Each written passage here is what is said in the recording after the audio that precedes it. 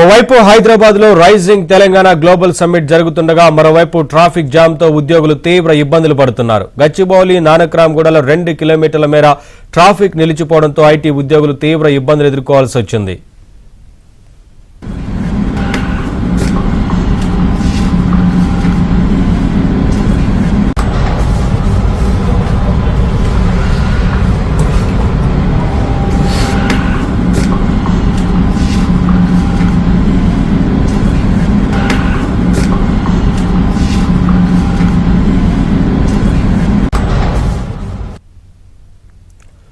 ఓవైపు హైదరాబాద్ లో rising Telangana global summit జరుగుతుండగా మరోవైపు ట్రాఫిక్ జామ్ తో ఉద్యోగులు తీవ్ర ఇబ్బందులు పడుతున్నారు. గచ్చిబౌలి నానక్రామ్గూడలో 2 కిలోమీటర్ల మేర ట్రాఫిక్ నిలిచిపోవడంతో ఐటీ ఉద్యోగులు తీవ్ర ఇబ్బందులు ఎదుర్కోవాల్సి వచ్చింది.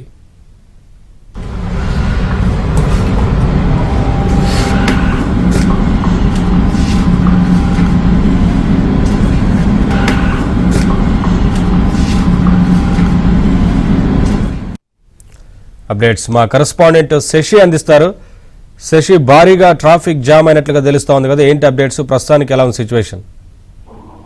ప్రస్తుతానికి ట్రాఫిక్ కి సంబంధించినటువంటి పునరుద్ధరణ పనులు కొనసాగుతూ ఉన్నాయి. ట్రాఫిక్ పోలీసులు ఇటు వాహనాలను ముందుకు పోనిచ్చే విధంగా చర్యలు తీసుకుంటూ ఉన్నారు. ప్రధానంగా ఈ గచ్చిబౌలి నుంచి నానక్రామ్ కూడా వెళ్లే వైపుతో పాటు తర్వాత నానక్రామ్ కూడా నుంచి గచ్చిబౌలి వెళ్ళేటటువంటి రూట్ మొత్తం 2 వైపులా కూడా పూర్తి స్థాయిలో వాహనాలతో నిండిపోయిందంటూ చెప్పుకోవచ్చు. కిలోమీటర్ల మేర వాహనాలు కనిపిస్తూ ఉన్నాయి. వాహనాల రాకపోకలు కూడా తీవ్రమైనటువంటి అవాంతరాలు ఎదురవుతూ ఉన్నాయి. స్లోగా వాహనాలు కదులుతూ ఉన్నట్టుగా కూడా ప్రజెంట్ తెలుస్తోంది. ఇంకా ట్రాఫిక్ మొత్తం క్లియర్ అవడానికి మరి కాస్త సమయం కూడా పట్టేటటువంటి అవకాశం కనిపిస్తుంది. ఒక వెహికల్ బ్రేక్ డౌన్ అయ్యింది. ఆ వెహికల్ బ్రేక్ డౌన్ వల్లనే ఈ ట్రాఫిక్ జామ్ ఏర్పడిందంటూ కూడా ఇప్పటికే ట్రాఫిక్ పోలీసులు చెప్తూ ఉన్నారు. రోడ్డు కడ్డంగా భారీ వాహనం బ్రేక్ డౌన్ అవ్వడం వల్ల ఆ వాహనాన్ని పక్కకు తొలగించేటటువంటి ప్రయత్నం ట్రాఫిక్ పోలీసులు చేస్తూ ఉన్నారు.